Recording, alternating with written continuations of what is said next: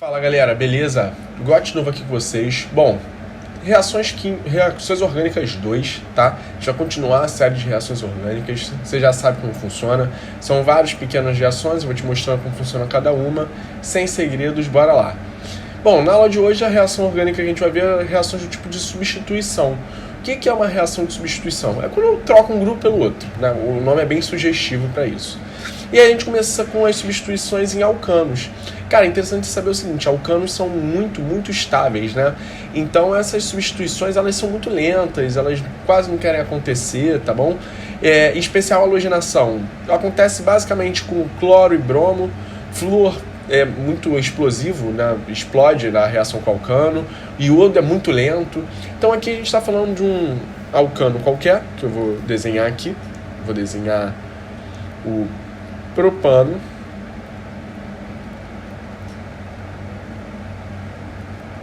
Reagindo com um halogênio, tá? Interessante que você saiba que essa reação acontece via radicais livres. Por quê? Porque eu tenho compostos completamente apolares, né? Então, na hora de quebrar suas ligações, as ligações são quebradas de maneira homolítica. Eu vou botar isso aqui de uma maneira mais fácil de a gente enxergar a ligação sendo rompida, né? Cl, Cl. Aí a gente tem a quebra da ligação aqui, um pontinho aqui, um pontinho ali. A quebra da ligação aqui, um pontinho aqui, um pontinho ali. São os elétrons, né? E aí esses radicais vão agora interagir uns com os outros. Tranquilo? E aí você vai ter a formação de um haleto orgânico. E, como subproduto, você vai ter a formação do ácido clorídrico. Importante que você saiba que essa substituição ela acontece tanto nesse carbono no meio, como também acontece no carbono da ponta. O outro produto formado é o 1-cloro-propano. Aí você vai me perguntar, tá bom, mas qual é o produto mais produzido? O produto com a maior porcentagem é o primeiro. Isso aqui tem a maior porcentagem. Opa. Maior porcentagem. Bom, por que isso? Bom, basicamente a gente tem um efeito indutivo, né? Quando eu tenho os carbonos sendo substituídos, né, os hidrogênios sendo substituídos no carbono, eu tenho a formação de radical livre. Esse elétron aqui ele fica mais disponível quando ele está cercado por cadeias carbônicas que podem efetuar o efeito indutivo positivo nele. Então, a gente pode dizer que um carbono terciário ele vai ser mais produzido do que um carbono secundário, que é mais produzido que um carbono primário. Show de bola? Sempre, mas todos os produtos aqui são produzidos. Próxima reação, nitração. Reação de nitração é a reação de uma cadeia carbônica, que eu vou continuar aqui usando o propano, tá? Mais um ácido nítrico, que eu vou escrever assim, ó. Tranquilo? O que vai acontecer? O que vai acontecer aqui, um hidrogênio vai sair, e a hidroxila também vai sair. Então a gente vai ter a formação. Lembra sempre que a hidroxila é negativa, o resto fica positivo. O hidrogênio é positivo, o carbono é negativo. Isso aqui já é uma cisão homolítica. Aí a gente vai ter a formação de água como subproduto, mais o nosso nitrocomposto. Show de bola? Tranquilo?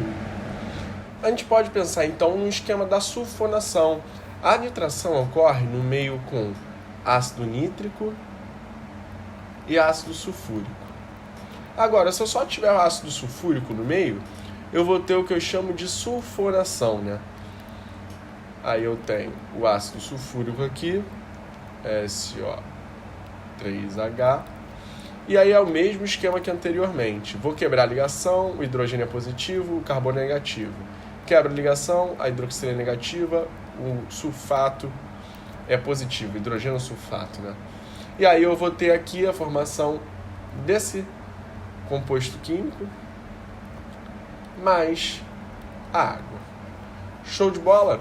Isso aí acontece no mesmo esquema, né? O carbono terciário produz mais do que o secundário, que produz mais do que o primário. Substituição de derivados halogenados, né? Quando eu tenho um derivado halogenado, como que a gente produziu na primeira reação, né? Um derivado, um alcano halogenado, como que eu faço ele para reagir uma substituição com uma base forte, por exemplo, KOH? Basicamente o que eu vou ter aqui é a minha base vai liberar hidroxila menos, o K vai ficar mais. Vou quebrar assim, o cloro ele é mais eletronegativo, então ele fica menos, o carbono fica mais. Vou ter a formação então de KCl, que é o sal, produto, né?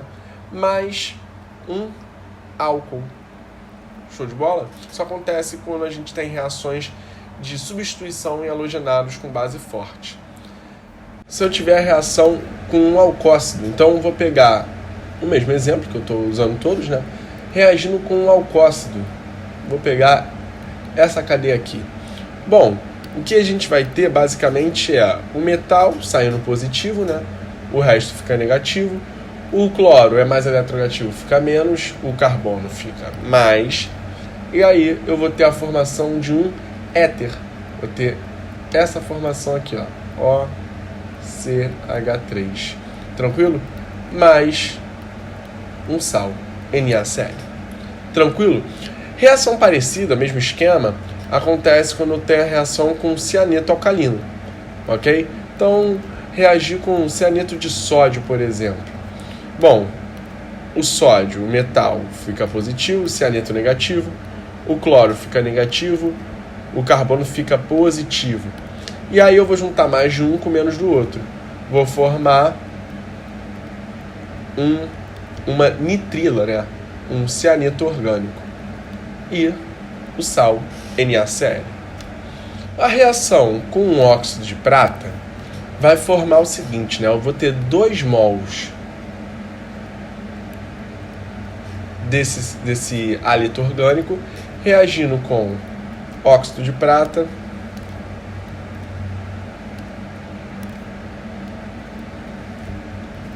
e a gente vai ter a formação de um éter, ok? No caso aqui, o éter que vai ser formado é esse aqui, ó. Deixa eu melhorar esse desenho, né? Melhorar esse desenho. O éter que a gente formaria é esse éter aqui.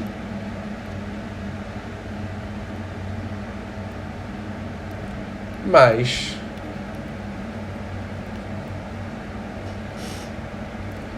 dois cloretos de prata. Tranquilo?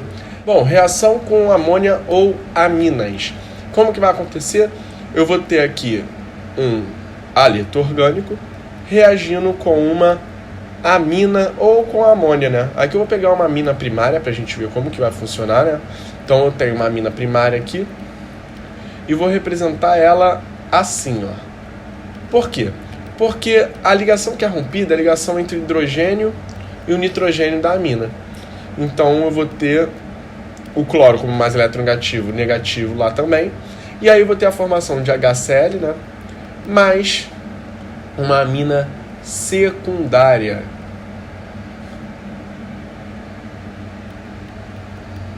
Tranquilo? Uma amina secundária. Bom, para a gente acabar, vamos ver essas últimas 2 reações. Reação com reagente de Grignard. A gente já viu como que são os reagentes de Grignard, né? Um organometálico. Aqui eu vou pegar em específico o cloreto de metilmagnésio. E aí você sabe muito bem, aqui vai ser quebrada a ligação, o metal fica positivo, o CH3 fica negativo. É quebrada a ligação, cloro negativo, carbono positivo. E aí eu vou ter a formação dessa cadeia carbônica mais cloreto de magnésio. E por fim a reação com sódio metálico. Bom, como que ocorre a reação com sódio metálico, a síntese de Wurtz? Eu vou ter 2 mols do meu haleto orgânico reagindo com sódio. E aí eu vou ter a formação, esse sódio vai roubar o cloro aqui e eu vou unir as duas cadeias. Então eu vou ter essa cadeia aqui, mais 2Na série. Show de bola? Bom, galera, reações orgânicas é um tema muito extenso, né? Você tem que gravar bastante reações e fazer exercícios. Não tem muito segredo, né? Mas não é simples. Qualquer coisa me procura, faz bastante exercício. Um beijão.